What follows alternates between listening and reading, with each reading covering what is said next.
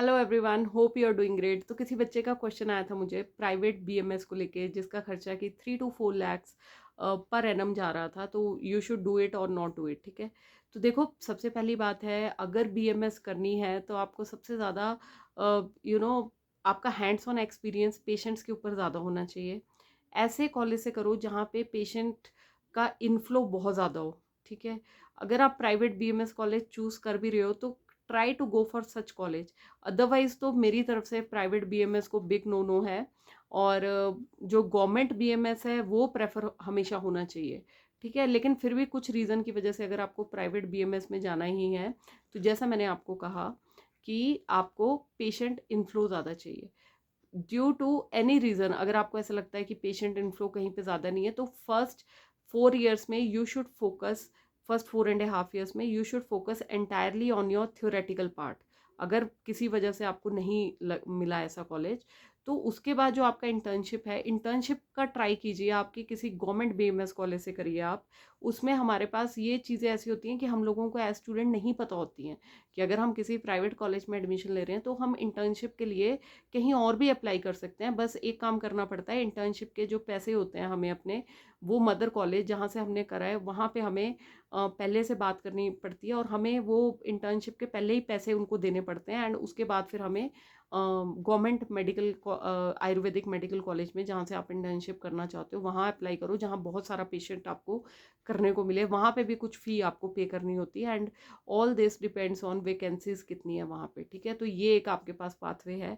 And एक बात और है, किसी ने पूछा था स्कोप, फ्यूचर, जॉब, सैलरी। तो देखो यार, स्कोप जो मुझे लगता है ना, जब से एम्स में दिल्ली में रिसर्च एक शुरू हुई है ना, जहाँ पे एलोपैथी एंड आयुर्वेदा वाले मिक्स होके दे आर रिसर्चिंग की डाटा हम आपस कलेक्ट हो रहा है अपना कि क्या फ़र्क पड़ रहा है। तो बेसिकली बात वही है, एलोपैथी ने क्यों इतना मतलब लोकप्रिय हुई और क्यों उसने इतना पेशेंट अटेंशन गेन करा, बिकॉज उनके पास रिसर्च बेस्ड एविडेंस है।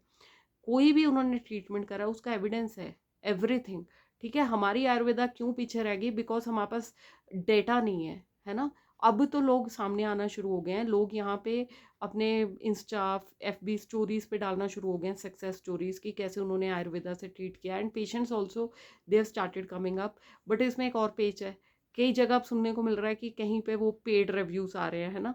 तो जब हमारे पास ये डाटा, अब जब आप जनजी जनरेशन, जब आप लोग ने करने जानी है ये चीज़ें, तो आप अपना एक पहले से अपना थोड़ा सा होमवर्क करके जाओ कि हमें आपको पहले से पेशेंट्स का डाटा रखना है अपने पास, including their phone numbers and all. उनकी केस हिस्ट्री स्पेसिफिक रखो।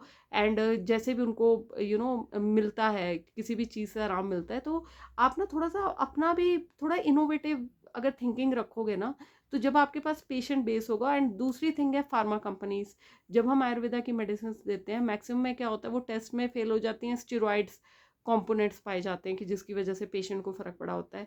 तो बेसिकली ये एथिक्स के साथ रिलेटेड हैं चीज़ें। लेकिन जब हम अपने रूट्स में जाते हैं ना, तो अभी तो आप, मैं सुन के खुद भी हैरान हुई थी कि अभी तो हमारे एलोपैथिक जो हॉस्पिटल्स हैं, कई हॉस्पिटल्स हैं, मेडिकल कॉलेजेस हैं, वहाँ पे जब पेशेंट का वूंड को ड्रेस किया जा रहा है तो वो शहद से ड्रेसिंग की जा रही है, जो कि बेसिकली हमारे एंशिएंट आयुर्वेदा में लिखा हुआ है और उसके इफेक्ट्स भी मिल रहे हैं।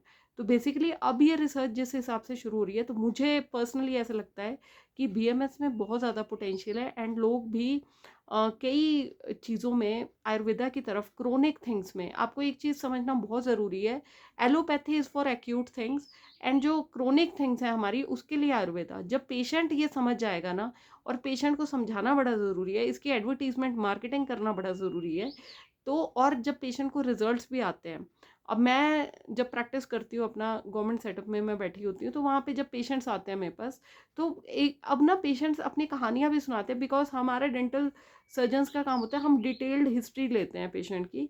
तो वहाँ पे मेरे को सुनने को मिलता है कि मैम हम ना ये वाली, जब हम पूछते हैं कि आप कोई और दवाई कर रहे हैं, मैंने कई पेशेंट्स का देखा है कि वो आयुर्वेदा की मेडिसिन ले रहे होते हैं। तो हमें इंटरेक्शंस का ध्यान रखना पड़ता है, तो दैट्स वाई। तो उससे भी हमें पता चलता है कि पेशेंट्स का अब रुझान उस तरफ भी जा रहा है, उनका इंटरेस्ट, दे आर कि जो क्रोनिक बीमारियां हैं उसमें जहाँ पे उनको रिलीफ मिलता है आयुर्वेदा का, तो वो उस साइड भी जा रहे हैं। ठीक है, पंचकर्मा हमारा, और कई आप देखेंगे वेलनेस सेंटर्स जहाँ पे आयुर्वेदा सेंटर्स, अब आप पतंजलि के सेंटर्स देख लो कितने, तो स्कोप बहुत ज़्यादा है। तो मुझे पर्सनली ऐसा लगता है कि अगर मैं इस फील्ड में भी होती तो मैं इसमें कुछ इनोवेटिव सोचती। Why not aim for top positions. तो मतलब ये हमारे ऊपर, आपके ऊपर डिपेंड करता है कि आप अपनी फील्ड को कहाँ तक लेके जा सकते हो। तो आई होप मैं अपना मैसेज क्लियर कर पाई हूँ आप लोगों को। मैं अभी भी देखती हूँ कई लोग तो अपने आप को मार्केट इस तरह से करते हैं कि I left MBBS for BMS. हमारे टाइम में हमने देखा था कि जब हम काउंसलिंग में जाते थे, दिल्ली की काउंसलिंग में मेरे भाई का नंबर आया था, तो उसने देखा था वहाँ पे कि किसी लड़की ने टॉप, मतलब 500 में रैंक था उसका, लड़की का 200 कुछ था, मेरे भाई का 300 कुछ था। तो वहाँ पे उस लड़की ने अपनी एमबीबीएस सीट छोड़ के बीडीएस ली थी। बट अभी मैं देखना शुरू हो गई हूँ कि एडवर्टीजमेंट्स में, कि अब आई डोंट नो रियलिटी क्या है, कि भैया कई एडवर्टीज करते कि एमबीबीएस की सीट को छोड़ के हमने बीएमएस अपनाया, एंड उन लोगों के इंस्टा पे बहुत सारे पेजेस भी है। मैं थोड़ी ग्राउंड रियलिटी पे बात करती हूँ कि अगर आप इस फील्ड में आते हैं, आपको स्टार्टिंग में प्रिपेयर्ड रहना पड़ेगा, ठीक है, स्ट्रगल के लिए। बट अभी क्या हो गया है कि आयुर्वेदा को पहले माना जाता था कि भैया, अब हम ना जिस सोसाइटी में रहते हैं, इसमें लोग मानते हैं if we speak English, if we are fluent in English, and if हमारा एक्सेंट अच्छा है, तो इसका मतलब हम बहुत ज्ञानी हैं। जो कि एक, मतलब मुझे ऐसा कुछ नहीं लगता है, बिकॉज हमारा जो टॉप आईएएस का एग्ज़ाम होता है, सिविल सर्विसेज का एग्ज़ाम होता है, उसमें हिंदी और इंग्लिश को इक्वल वेटेज दी जाती है, ठीक है। एंड उनका प्रॉपर भाषा का ज्ञान होता है हिंदी का, ठीक है, बिकॉज पब्लिक एड्रेस करनी होती है ना। तो और उसमें अब क्या हुआ है कि आयुर्वेदा वालों ने भी इस पॉइंट को समझा कि मार्केटिंग, कि भैया इंग्लिश, इंग्लिश में, अब मैं कई पेजेस के थ्रू जा रही थी, तो उसमें लिखा हुआ था कि अब they have started explaining their ayurvedic, पुरानी आयुर्वेदिक पद्धतियाँ इन इंग्लिश, एंड लोग कनेक्ट हो रहे हैं उस चीज़ से। तो जिस चीज़ में हम एक बार लैक कर रहे थे, या फिर कई बार लोग उस चीज़ से बहुत ज़्यादा अफेक्ट हो जाते कि हम रहते कैसे हैं, अगर मैंने ऐसे कपड़े पहने तो कुछ पीपल मेरे को जज कर रहे होंगे कि हाँ यार ठीक है मैं ऐसी हूँ, या फिर I am not glamorising myself, कि हाँ भाई मैंने मेकअप पुट ऑन नहीं करा, ये मैंने वेस्टर्न आउटफिट्स नहीं पहनी है। तो दैट इज़ मतलब देयर वे ऑफ थिंकिंग ना। तो वो चीज़ें आपको पता होनी चाहिए कि आपको अपने आप को कैसे मार्केट करना है, ठीक है। तो कुछ लोग मैंने देखे हैं, मार्केटिंग का भी एक अलग ही चैप्टर है, दैट्स वाई एमबीए कोर्सेज है मार्केटिंग के, है ना। आई होप आप समझ पा रहे होंगे मैं क्या कहना चाह रही हूँ। तो इट्स ऑल कि आप उस प्रोफेशन में जिसमें आप जा रहे हैं, आप उसको किस लेवल तक लेके जा सकते हैं। सीखने की कोई लिमिट नहीं है, इट्स लिमिटलेस। तो वैसे ही आप क्या कर सकते हो लाइफ में, हो सकता है कि आप में से जो बंदे मेरा वीडियो देख रहे हैं, इन्हीं में से कोई बीएमएस का एक अगला कोई स्टार्टअप कोई और अच्छा सा खोल दे। ऑलरेडी बहुत सारे बूमिंग स्टार्टअप्स हैं इंडिया में बीएमएस को लेके, सबने अपने ब्रांड्स बना रखे हैं, अपनी फार्मेसी दवाइयाँ बना रखी हैं, घर घर तक सर्विस दे रहे हैं।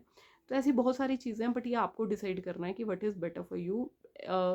आपको अपने माइंड में रख के कि आपकी घर की फाइनेंशियल स्टेटस क्या है, आपको जल्दी पैसा कमाना शुरू करना है, या फिर आप में वो कामनेस है कि आप वेट कर सकते हो, या फिर आप अपने आप को इतना मार्केट कर सकते हो, आप में वो पोटेंशियल है कि आप ऑर्गेनिक, अगर हम ऑर्गेनिक मेडिसिन के नाम से आयुर्वेदा को प्रमोट करें। अब जो भी करेगा ना, प्लीज़ मेरे को याद रख लेना कि मैंने कभी कोई आइडिया दिया था किसी को एक सेल्फलेस वे में, I am just joking. And बाकी तो सब आपका डिसीजन होता है यार। आप कभी भी कोई भी डिसीजन लेना है लाइफ में, थॉरोली बैठ के एक उसको इंट्रोस्पेक्ट करो, अपनी क्वालिटीज़ को इंट्रोस्पेक्ट करो, फिर जब एक बार डिसीजन ले लिया, जस्ट स्टिक टू इट, फिर सोचो कि भैया इसमें हम कैसे बेस्ट कर सकते हैं, ठीक है। बाकी ज़्यादा टेंशन वेंशन नहीं लेनी होती है, बस हमारा हार्डवर्क करना हमारा काम है। बाकी God helps those who helps themselves. With all the good wishes to all of you.